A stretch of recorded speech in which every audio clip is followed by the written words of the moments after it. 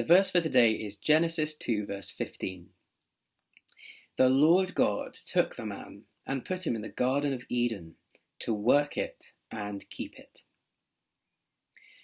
One of the biggest questions in life is, why am I here? What is the point of my life? What was the human race made for? And the world tries to answer that question in so many different ways. Maybe we're here to just have a bit of fun. Maybe we're here to make a difference. Maybe we're here to build a legacy and leave something behind for future generations. But if you really want to know the answer, one place that you might turn is Genesis 2. Let me read the verse again. The Lord God took the man and put him in the Garden of Eden to work it and keep it. Now, when you first read Genesis 2, it kind of looks like we were made to be gardeners. I mean, Adam is in a garden, and God does tell him to look after the garden, cultivate the garden, spread the garden across creation. But step into the shoes of the original Israelite readers for a second. Imagine you're an Israelite and you're reading Genesis 2. I think there are some really important things that you'd notice.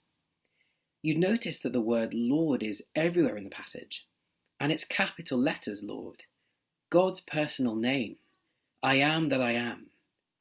The idea of relationship with God is everywhere in this passage.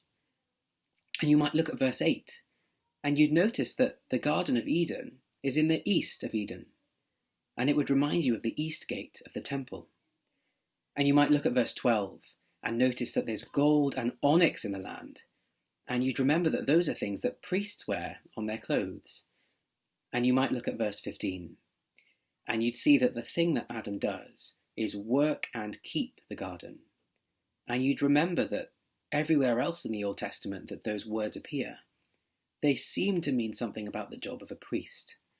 They are all about how priests work and keep the temple.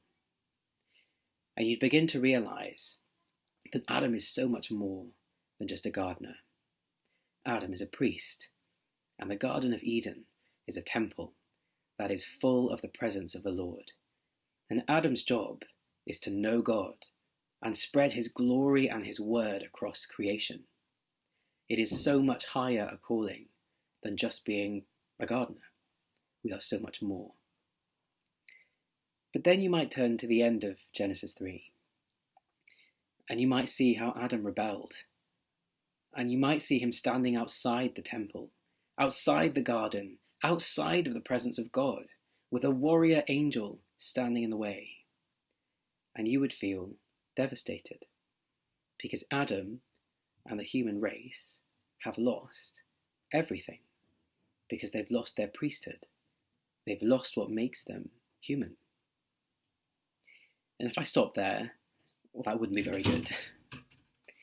But turn to 1 Peter chapter 2, or just listen to me read this verse. 1 Peter chapter 2, verse 9.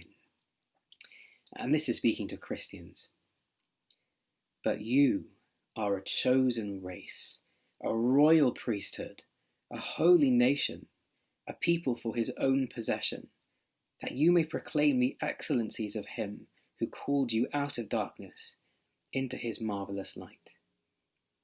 You see, the rest of the Bible tells us about this amazing man, Jesus, who is the Son of God.